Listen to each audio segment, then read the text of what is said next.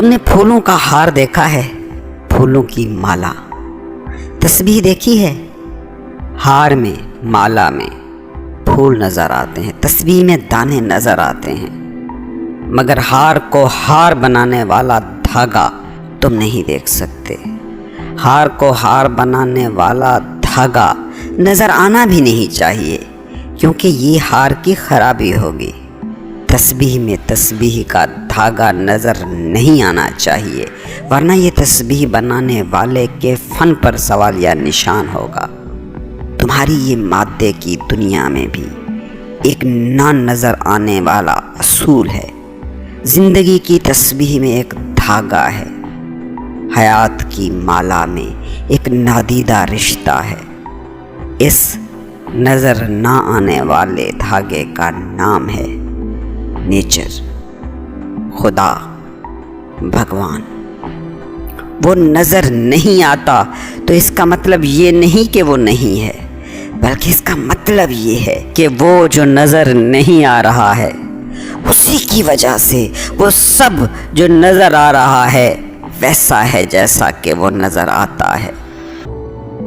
زندگی کی نیچر یہی ہے۔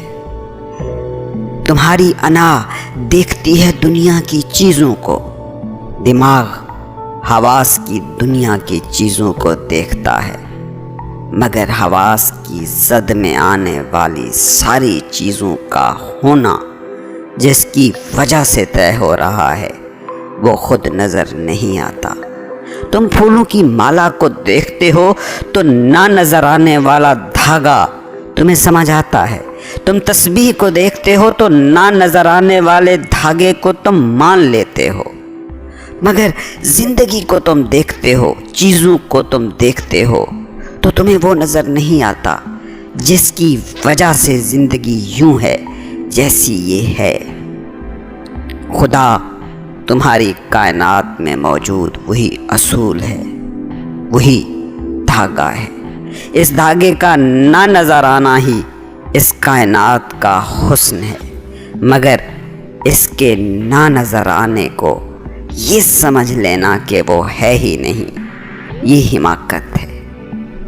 ہوتا تو یہ کہ تم یہ کوشش کرتے کہ زندگی کی مالا کو دیکھتے اور کہتے کہ یہ مالا ایسی ہے تو اس مالا کو جوڑ کر رکھنے والا کوئی دھاگا ہونا چاہیے۔ کبھی تم نے زندگی کی ایکتا کو محسوس کیا ہے؟ وننس کو، حیات کی وحدت کو۔ ایک ٹرم ہے بٹرفلائی ایفیکٹ، جس کی وضاحت یہ ہے کہ اس کائنات میں کہیں جب کوئی تتلی بھی اپنے پر پھڑ پھڑاتی ہے تو اس کا اثر بھی پوری کائنات پر ہوتا ہے۔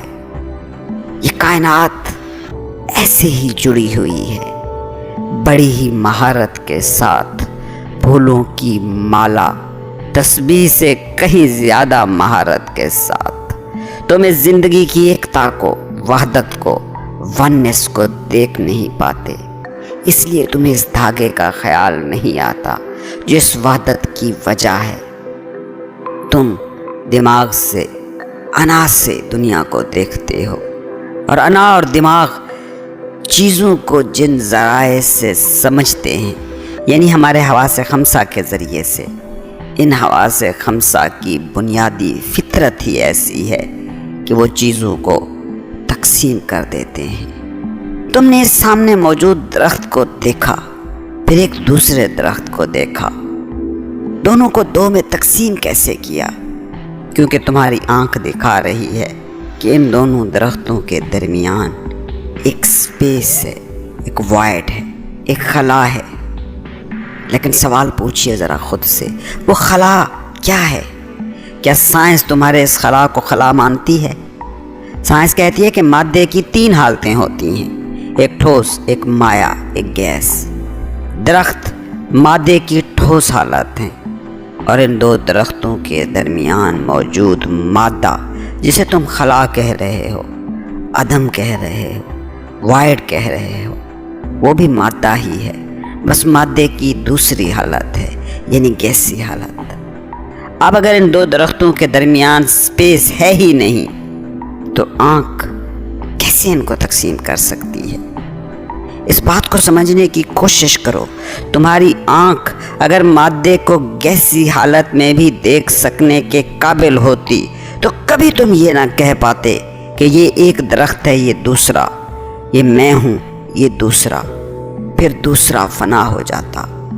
सो ये जो तुम्हारा देख पाना है, जो तुम्हारे देखने की सलाहियत है, ये तुम्हारे आँख की महदूदियत है।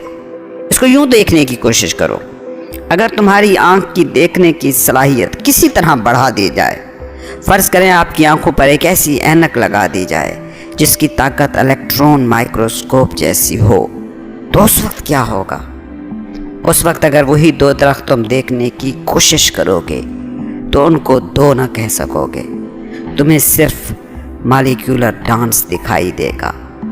एटम और मालिक्यूलों की गर्दिश तुम्हें दिखाई देगी।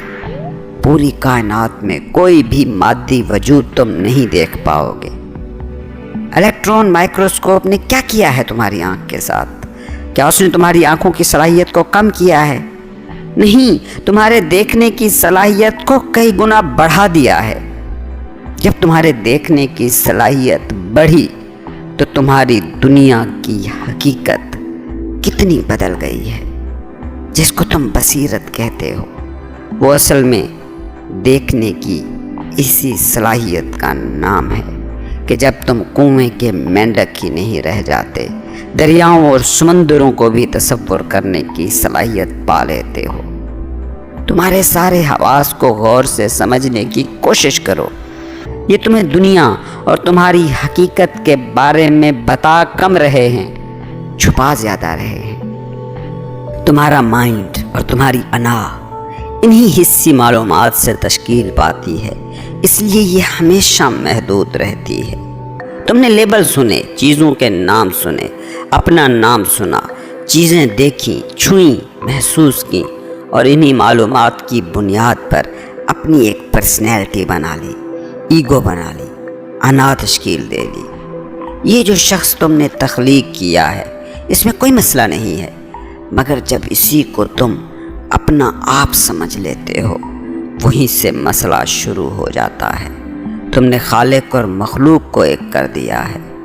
तुम वो थे जिसने ये अना, ये मैं, ये ईगो, ये पर्सनैलिटी, ये तशख़्ख़ुस तख्लीक किया था। तुमसे गलती कहाँ होती है? गलती तब होती है जब तुम अपनी ही बनाई इस मखलूक को अपने आप के साथ खलत मलत कर बैठते हो। यहीं से सारा सराब जन्म लेता है, यहीं से सारी हकीकत धुंध में लिपट जाती है। अना मिल्कियत है तो तुम परफेक्ट हो, लेकिन अना अगर मालिक हो गई तो अब तुम कुछ भी नहीं, महज एक गुलाम हो। देखते हो अपनी दौड़ धूप को, देखते हो अपनी एंजाइटीज़ को, अपनी ख्वाहिशों को, इन ख्वाहिशों के टूटने से पैदा होने वाले दुखों को। अना इसी शराब में ज़िंदा रहती है। ये कभी तुम्हें मुतमईन नहीं होने दे सकती क्योंकि ये हमेशा ही तिश्ना रहती है। अना की ख्वाहिशों पर गौर करो। कोई बड़ी से बड़ी भी चीज़ तुम पालो तो कुछ दिन में वो कामयाबी बच्चे का वो खिलौना बन जाती है जिसमें बच्चे को कोई दिलचस्पी ना रही हो। अना की, मादे की ये दुनिया माला में पिरोए फूलों जैसी है, लेकिन फूलों की वो माला, फूलों की माला इसीलिए तो है कि उसमें एक धागा है जो सब फूलों को जोड़ रहा है।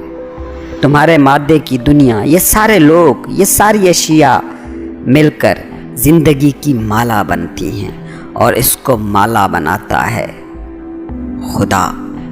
खुदा को तुम इस दुनिया से निकाल दोगे तो फिर ज़िंदगी की ये माला नहीं रहेगी, बल्कि हर चीज़ में तकसीम पैदा हो जाएगी और यही तकसीम तुम्हारी दुनिया का दुख है। खुदा इस कायनात में सांस की तरह है। तुम खुदा से दूर होगे तो ज़िंदगी सांस से महरूम होगी और सांस से महरूम ज़िंदगी को ज़िंदगी कोई नहीं कहता।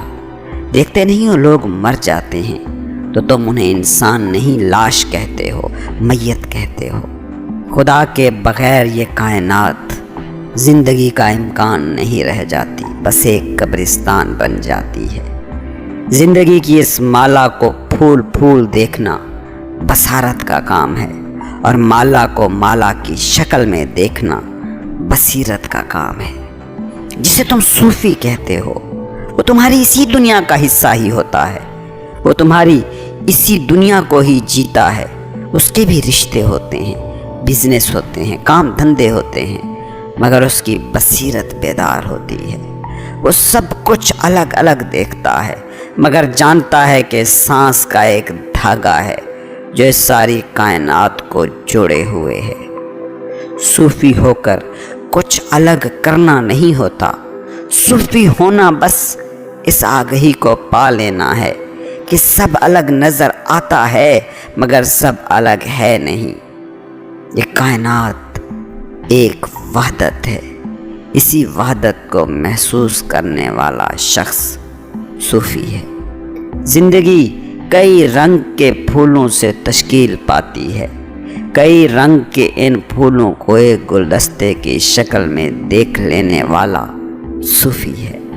زندگی کئی دانوں پر مبنی ایک تسبیح ہے، صوفی ان کئی قسم کے دانوں کو ایک لڑی میں پرو کر تسبیح کی شکل میں دیکھ لیتا ہے۔ صوفی وہ ہے کہ جس کی بصیرت کی الیکٹران مائکروسکوپ سے دیکھتی ہے اور منوتو کی تقسیم کھو جاتی ہے۔ ساری تقسیمیں انا کی ہیں اور صوفی انا سے ماورا ہو جاتا ہے، اور اسی انا سے ماورا ہوتے ہی وہ دیکھ لیتا ہے کہ تقسیم جھوٹ ہے، وحدت سچ ہے۔